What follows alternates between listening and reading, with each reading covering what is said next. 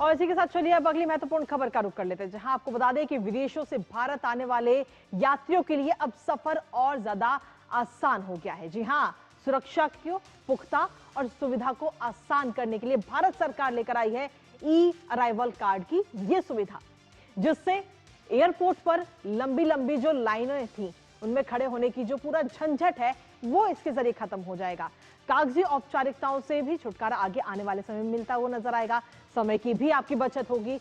कुल मिलाकर भारत में एंट्री प्रोसेस अब ज्यादा पारदर्शी और तेज हो जाएगा। साथ ही सुरक्षा के लिहाज से भी ये काफी अहम माना जा रहा है, क्योंकि इसके जरिए भारत की सुरक्षा एजेंसियों के पास यात्रियों की पूरी जानकारी पहले से ही पहुंच जाएगी कि कौन कहां से आ रहा है, कितने दिन के लिए आ रहा है, कहीं वो प्रतिबंधित तो नहीं है, उस पर बैन तो नहीं, इन तमाम चीजों को लेकर के। आखिर ये ई अराइवल कार्ड क्या है, कैसे ये काम करता है, क्या कुछ इसके फायदे हैं, कैसे इसको अप्लाई किया जाएगा, बताएंगे सब कुछ आपको विस्तार से, और साथ ही करेंगे चर्चा अपने संवाददाता से।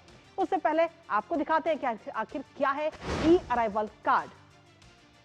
जी हां, ई अराइवल कार्ड विदेश से भारत आने वाले यात्रियों के लिए ये डिजिटल कार्ड होगा और जिसका इस्तेमाल किया जा सकेगा इमिग्रेशन के दौरान। एक डिजिटल कार्ड जो सभी विदेशी नागरिकों के लिए अनिवार्य है, और विदेशी नागरिकों के साथ ही एनआरआई के लिए भी अनिवार्य है। एयरपोर्ट एंट्री के लिए ऑनलाइन इस फॉर्म को पहले से ही भरना होगा, और जब आप इस फॉर्म को ऑनलाइन भर देंगे तो उससे आगे आने वाले समय में जब आप भारत पे पहुंचेंगे, एयरपोर्ट पहुंचेंगे, तो आपके समय की बचत होगी।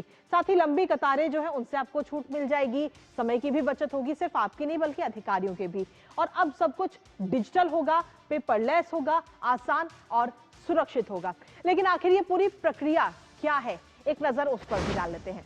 दरअसल भारत आने से 72 घंटे पहले ही आपको ये वाला फॉर्म, जो ई अराइवल कार्ड का फॉर्म है, वो आपको भरना होगा। ऑनलाइन भरकर ही आप इसे जमा कर सकते हैं।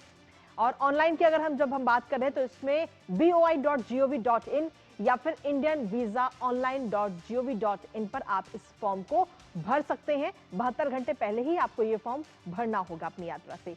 इसके अलावा इंडियन वीजा सुस्वागतम मोबाइल ऐप पर भी ये फॉर्म उपलब्ध है, उसके जरिए भी आप इसको अप्लाई कर सकते हैं। और फॉर्म में आपको पूरे यात्री का जो नाम है, उसका पासपोर्ट डिटेल है, और जिस फ्लाइट से वो उड़ान भरने वाले हैं, इन तमाम चीजों का ब्यौरा आपको देना होगा। यात्रा का मकसद और रहने की अवधि भी पूछी जाएगी, वो भी आपको इसमें भरनी होगी।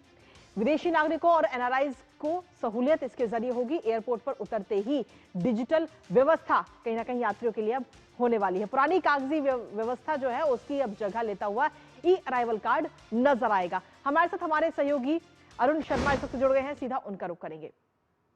अरुण, सीधे तौर पर इस ई अराइवल कार्ड के कई सारे अपने आप में फायदे हैं, जो आगे आने वाले समय में कहीं ना कहीं डिजिटल तो होगी ही सारी चीजें, लेकिन इसके साथ ही जो यात्री भारत आ रहे हैं, चाहे वो पर्यटन के उद्देश्य से, चाहे व्यापार के उद्देश्य से, या किसी भी कोई भी रीजन रहा हो, उनके लिए सहूलियत भी होगी, समय की भी बचत होगी, और साथ ही सुरक्षा के लिहाज से भी काफी महत्वपूर्ण ई अराइवल कार्ड को माना जा रहा है। अरुण।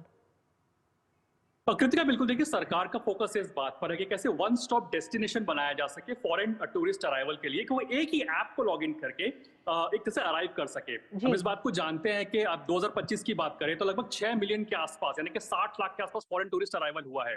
प्राइम मिनिस्टर मोदी भी इस बात को कह चुके हैं कि जो स्वदेश दर्शन जैसी जो इनिशिएटिव्स है, या फिर जो सर्किट्स बनाए गए, राम सर्किट बनाया गया है, बुद्धिस्ट सर्किट बनाया गया है, उसको विजिट करने के लिए काफी भारी तादाद के अंदर जो फॉरेन टूरिस्ट का अराइवल हो रहा है। मैं इसे बस जो सुस्वागत ऐप है, इसको मैंने अभी यूज किया है। इनफैक्ट बहुत ही इंटरेस्टिंग ऐप है, एक पेज की ऐप है।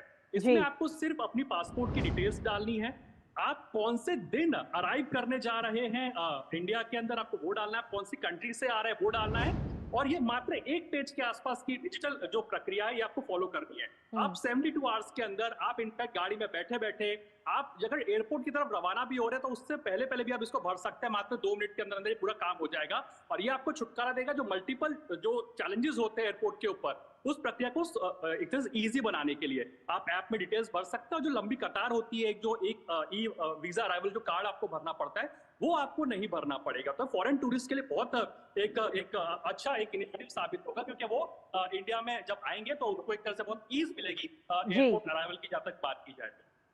इसके साथ ही अरुण, अगर सुरक्षा के लिहाज से अगर हम देखें तो जो हमारी सुरक्षा एजेंसियां हैं उन्हें पहले से ही जानकारी मिल जाएगी कि कौन से यात्री भारत आ रहे हैं, कितने दिन के लिए वो आ रहे हैं, क्या उनका उद्देश्य है, और ऐसे में अगर कोई बैन व्यक्ति, प्रतिबंधित व्यक्ति है तो उस पर भी नजर बनाई रखी जा सकती है। बिल्कुल, देखिए सरकार के दो प्राइमरी मकसद है। नंबर वन जो मैंने आपको पहले बताया कि ईज प्रोवाइड करना फॉरेन टूरिस्ट को, और दूसरा एक तरह से डिजिटल डेटाबेस को क्रिएट करना। अभी तक होता क्या था, कोई भी फॉरेन टूरिस्ट जब आता था पेपर के ऊपर अपनी डिटेल्स को भर के दे दिया करता था। इनफैक्ट वो रफली लिख दिया करते थे, कई लोग डिटेल्स में रैंडमली एक तरह से राइटिंग उनकी ठीक नहीं हुआ करती थी।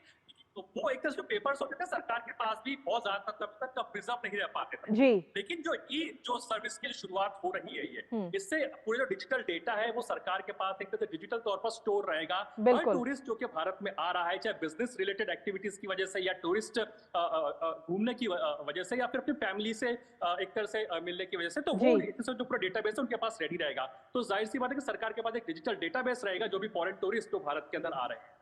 चलिए, बहुत बहुत शुक्रिया अरुण, तमाम जानकारी और अपडेट्स हमारे साथ साझा करने के लिए। इस महत्वपूर्ण खबर से जुड़े हुए लगातार और भी अपडेट आप हम तक पहुंचाते रहिएगा। फिलहाल शुक्रिया।